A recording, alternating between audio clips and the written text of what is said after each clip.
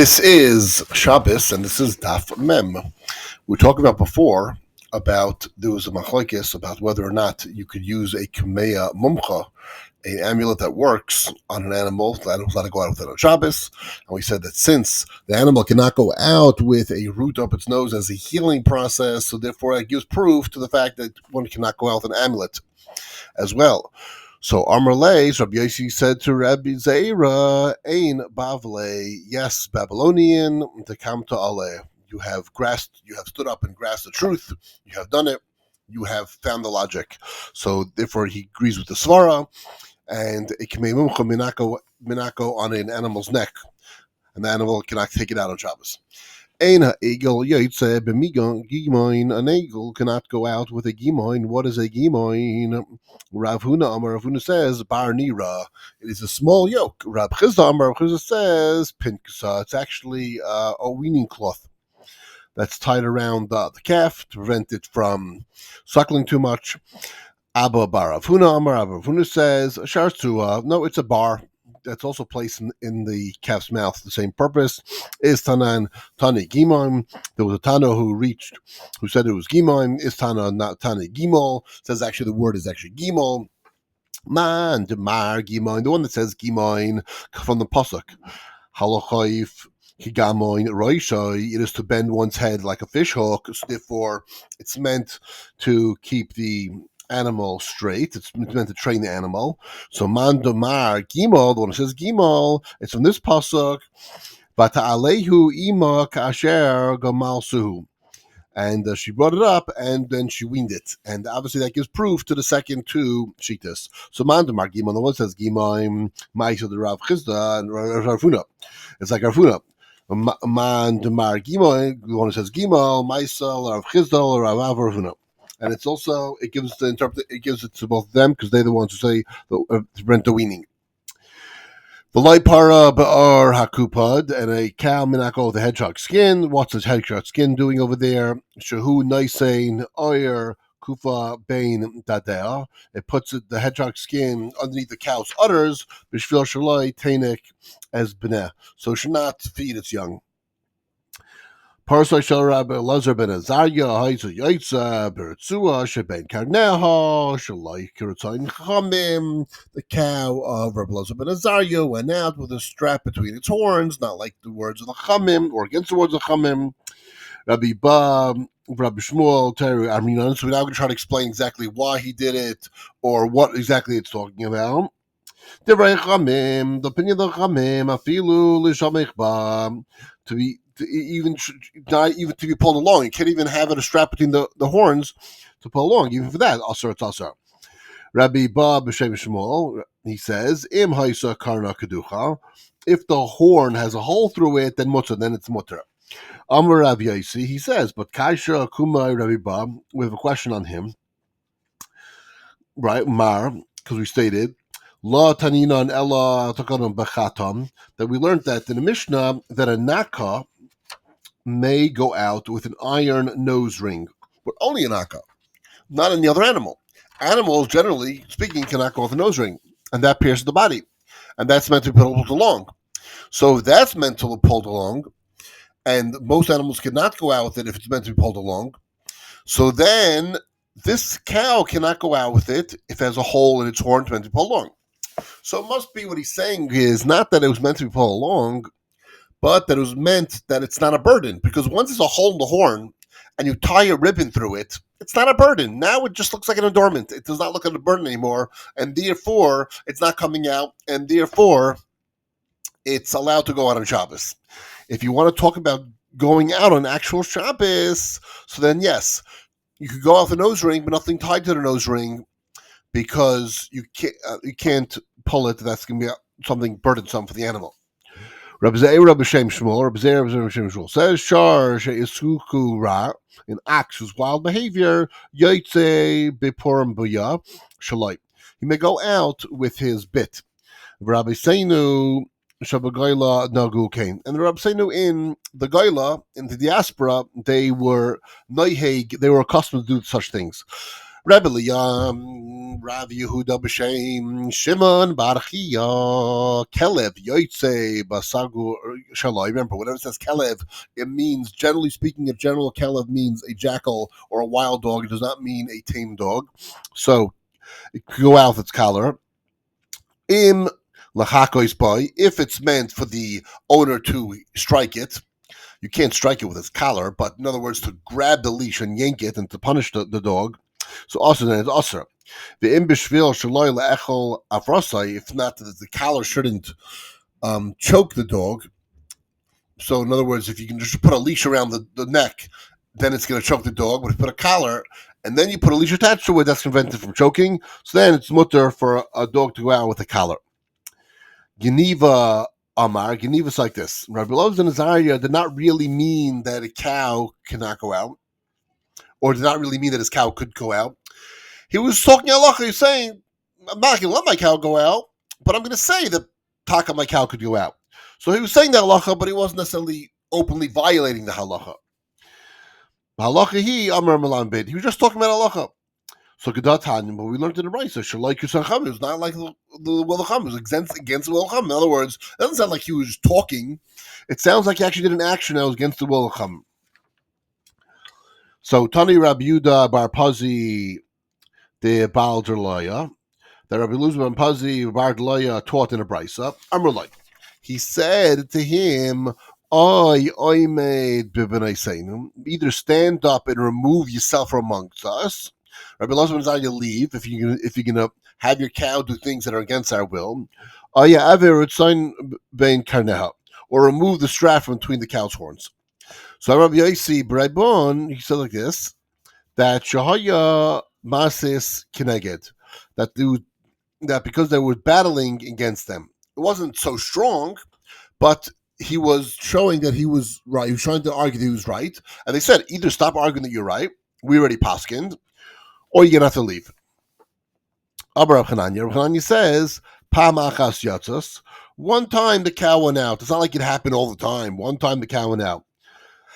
Vishchiru shina min hatzoimois. And his teeth was black from how many fasts he had to fast because he was upset that what took place. Now, knowing something about Rabbi Elazar ben Azariah, we also know that he had not one cow, he had many cows. So now the Gemara is going to try to interpret the whole incident with that it wasn't necessarily his cow, because it would have been all his cows. So why his cow? All right, let's see. Amrab Idi de Chotaria. Rabbi Chotaria says, Ishtai Haisa. It was really his wife. Why did it say his cow? Minayin Ishtai Kurna Egla. And how do you know that a wife is called a calf? Because Shimshon Agibar said when they got the secret code out of his wife, so he says, Lule Charshtem Beglasi, if you're not plowed with my calf, loy b'motzem chidasi, you would not have solved my riddle. So he called his wife a calf, or he called the action of trying to get the secret out of her, plowing with his wife. In other words, working with her behind his back. And he was obviously shaming them and shaming his wife for giving up the riddle and shaming them for cheating on the riddle. So anyway, so the Gemara trying to say that really it was his wife that did it. It wanted to hint at his wife doing it because they don't want to say that the wife of Elazar ben Azariah would violate the words of Chamim. But since he didn't stop her, really the buck stopped with him, and it fell on him to have stopped her. He did not stop her, and therefore they had an exception with him. So Tanan Amrinam, they also taught that Shrencha Haisa, maybe it was a female. It wasn't him. It was a female neighbor, or it was a neighbor's cow. The neighbor's cow was the one that went out, or it was a neighbor girl who went out.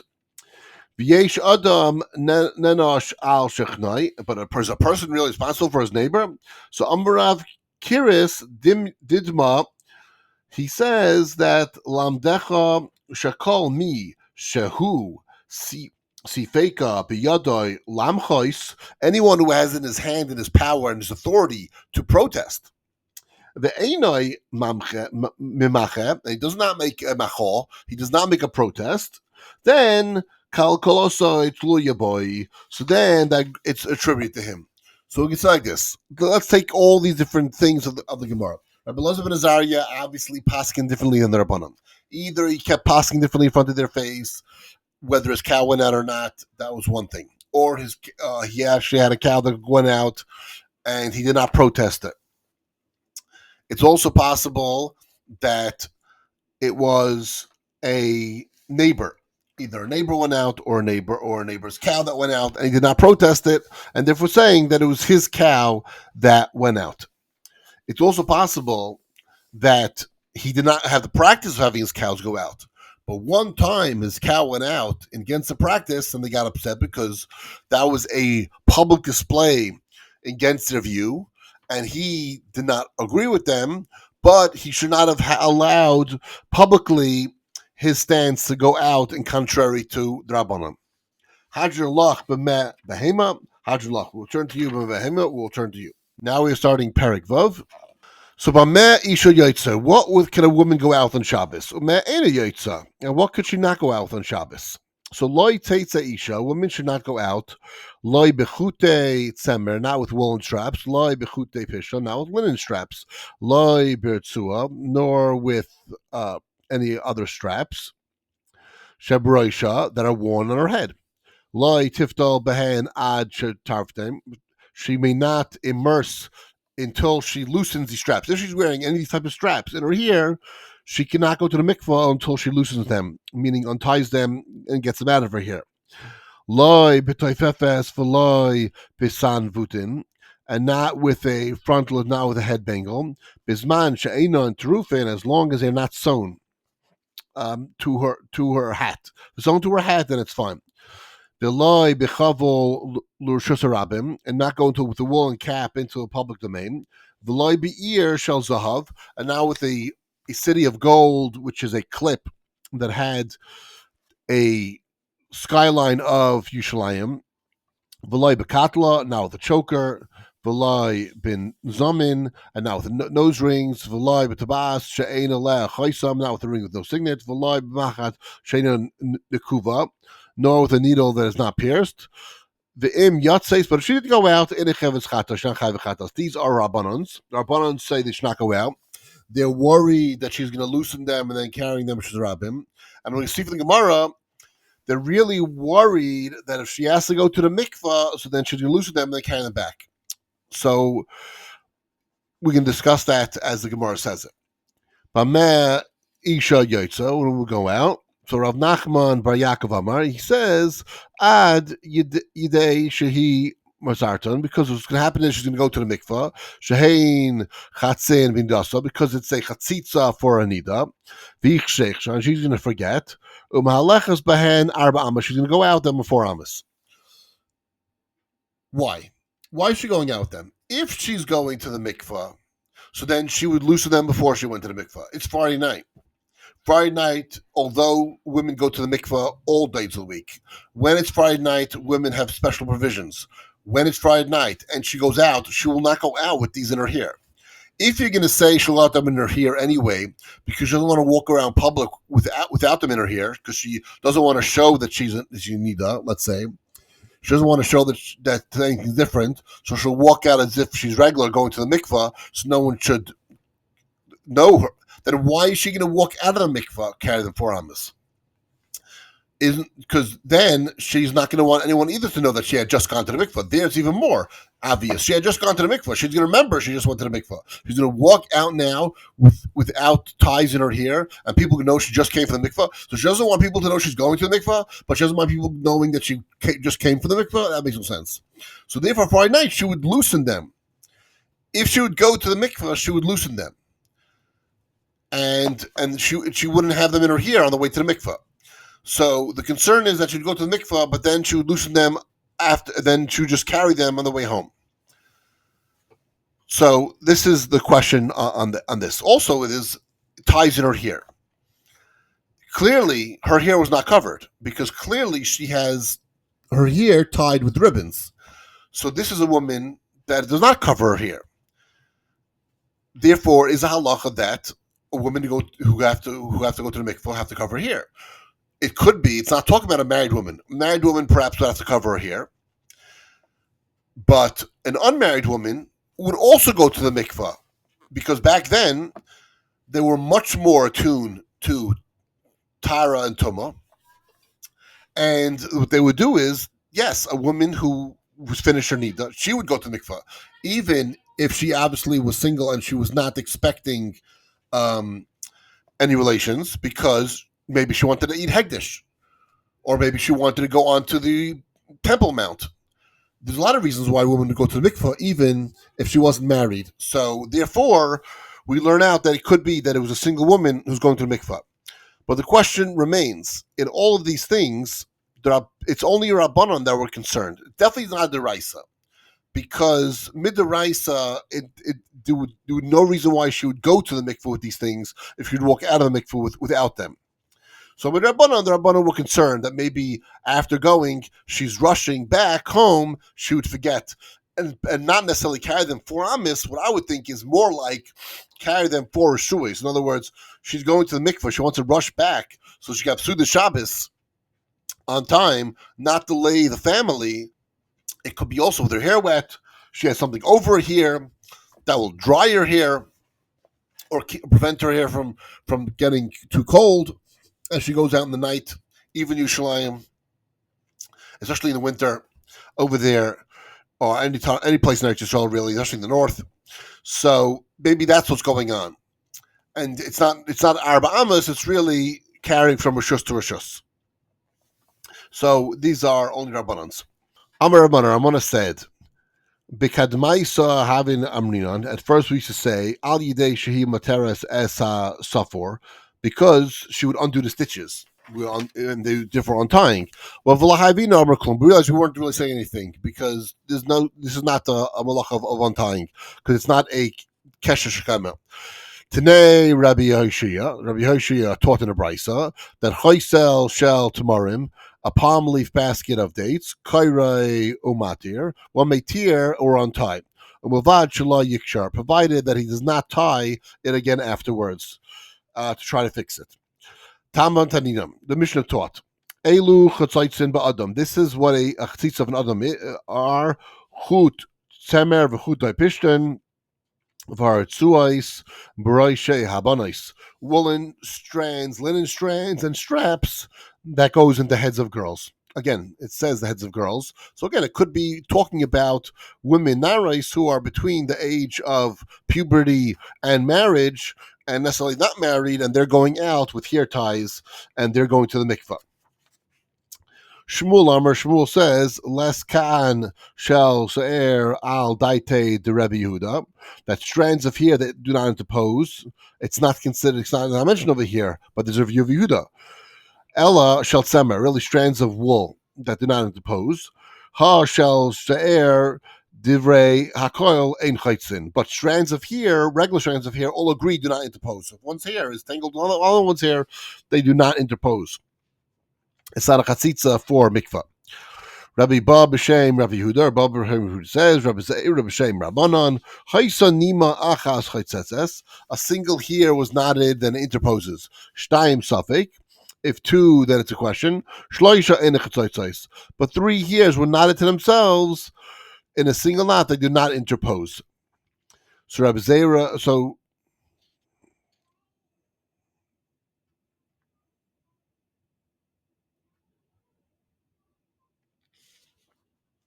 and the reason is because when it's a single hair, the knot can be very tight and the mikveh hair won't get there.